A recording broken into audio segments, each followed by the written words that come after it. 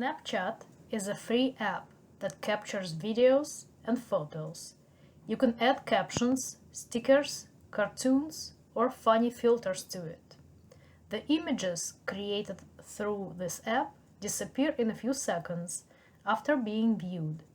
It's up to the user how long their image can last. Usually, it's between 1 and 10 seconds. You can save the image by doing a screenshot. This app is widely loved by students.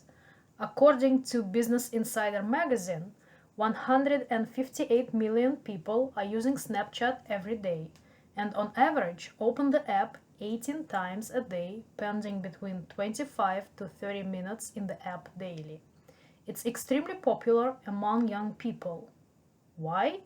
Because, as the research says, Snapchat supports more spontaneous and less formal interactions with other social media. Basically, Snapchat often works as a visual stream of consciousness. Students share their often random and spontaneous findings and emotions through the social media. It provides them with visual information and has been a robust source of getting information for the youngest generation. For many, using Snapchat has become a fun part of their everyday routine and can be naturally transitioned for use in foreign language acquisition, since it's something that they are used to in their everyday life. Implementing it into the classroom doesn't feel like doing something studious for them, and I believe that it's an extra productive way to practice the language. Using Snapchat helps to raise motivation as it seems like a game or a very non-traditional assignment. How do I use this app pedagogically? I can take advantage of every feature of this app. First of all, students take a photo or record a video. This helps us to implement more visual materials. The most important is that the student creates their own visual materials that they associate words with. Then students type in a caption in Russian. It's a good way for students to get introduced to Russian keyboard and practice typing by creating meaningful contexts. Ideally, they need to pay attention to spelling as well. These visual materials can be sent directly to me or shared with a group of students. To count as classwork, I do a screenshot and save it. In the elementary classroom, my goals are pretty basic. Learning vocabulary and grammar to be able to use it for communication. I use it to practice vocabulary and grammar. I find that students nowadays need more time or effort to memorize new words and forms. Snapchat becomes an additional practice for that purpose. Something that I really like about the vocabulary part is that students associate words with objects or actions. They don't translate it. This facilitates the language learning process and feels more natural. As for grammar, it's a good tool to get students to practice often boring grammar, connecting it to their reality. Snapchat helps with learning about the culture. When students share their experience from a Russian event, Russian store, etc. For example, throughout the semester I took snaps of samovar, борщ, Kremlin, and sent it to students asking «Что это?», and they commented with their guesses, or posting daily vlogs from study abroad trips that contain cultural phenomena can be a very creative assignment as well. Here is one of the examples how to use Snapchat for prepositional case. So students receive the following list of words, and then they walk around campus and find the places that were mentioned above on the list. They have to create a series of Snapchats of themselves and add captions in Russian using personal pronouns, the prepositions v, ona, and prepositional case.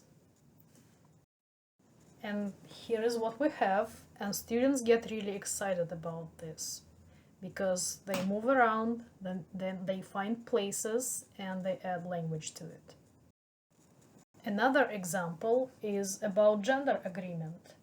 Students receive two lists of words with nouns and adjectives, and as you see, adjectives already have certain endings. So students have to match the given nouns and adjectives and then find objects on campus. Here is what they sent me. Practicing verbs in Snapchat is fun as well. Here is the list of verbs, and they have to add something to it and then send their snap. And this is what we have. And they can apply their creative skills by adding extra things on the screen, like emojis and fun stuff.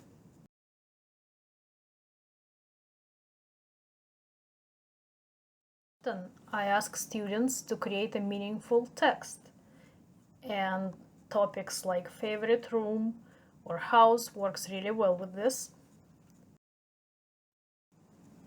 Here are some examples, and one student sent all this.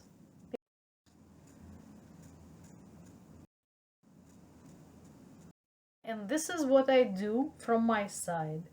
First of all, I can use my stories option that self-destructs in a day. I can see who viewed my posts. I post stories related to our textbook experience. For example, here I took 5 pictures of my favorite room and added captions on each snap.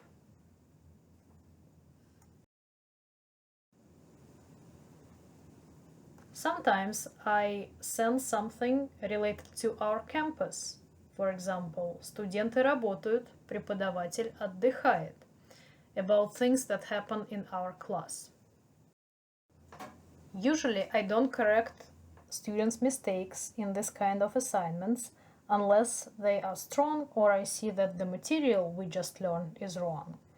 Often my feedback is informal. I take a picture of myself with my thumb up or record a short response video saying «молодец» or «какое хорошее фото». What I really like is that Snapchat inspires students to come back to the language outside of classroom hours. For example, if there are any Russian-related events in their life, they don't mind sharing it. We got snaps from students talking about Olivier, about their babushkas, about getting a Russian tattoo, or discovering a Russian band. It's nice to see that they try to think in Russian, or Russian comes to their mind when they see something. The Snapchat interface itself can come in handy to learn more vocabulary, as students know what all these buttons mean in English. Looking at the chat system, we can practice past tense and perfective verbs. Aspects can be explained really well through the nature of Snapchat. We turned to that in the elementary 2 level and it worked well. Snapchat terms open up a discussion about English influence on Russian language through borrowing technology terms such as swipnуть and snapchatиться that fascinate students all the time. The emoji option, you can design your own image by adding hairstyle, picking eye color, selecting an outfit, etc. It can be a good discussion starter for such topics as appearance and clothes. For example, discuss and create your own emoji with your partner. Describe how you look, and going through offered features, explain what emoji features look like yours. As you can see here, students get really excited about using Snapchat in classroom. It helps their motivation, it helps them to see that language is alive, and also it's a relaxed assignment. We do focus on written communication and creativity.